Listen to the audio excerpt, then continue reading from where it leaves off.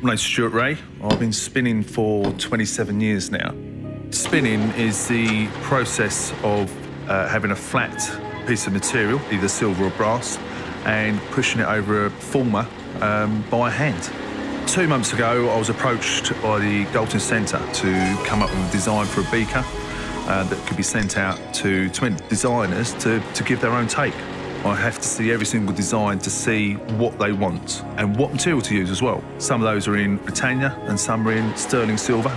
It's important for them to be able to work with the beakers once they've received them.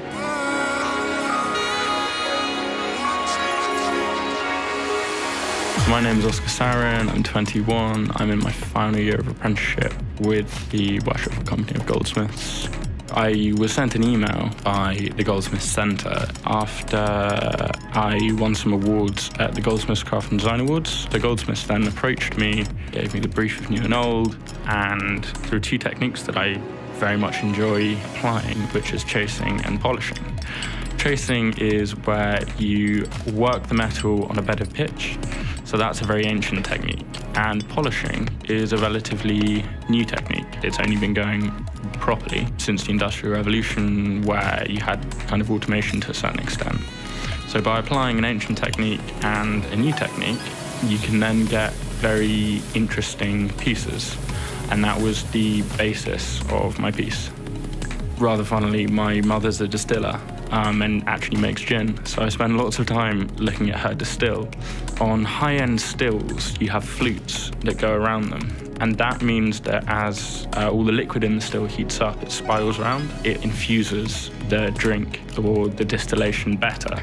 So I then decided to use the same principle on a beaker. So by having flutes going around it, you then create a vortex as you pour the tonic into the gin. And also, when you gold plate it, you get a fantastic pattern of the bubbles reflecting in the chased object. In terms of actually working with a material, silver, in my opinion, is such a flexible material, and you can afford to push boundaries with it. You can repair it. It's got some life in it. One of silver's best traits is the material takes a polish very well, and a polish finish on a piece is the most useful, if that makes sense. It looks good for the longest time between refurbs.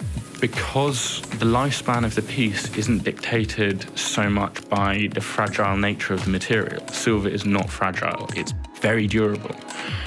Again, it means that the lifespan of the piece to the consumer, to the collector, it's as long as you want it to be.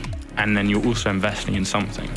Silver a few years ago may have been prohibitively expensive, but now, as time goes on, there are more and more makers and there are more and more ways of the normal person being able to buy silver.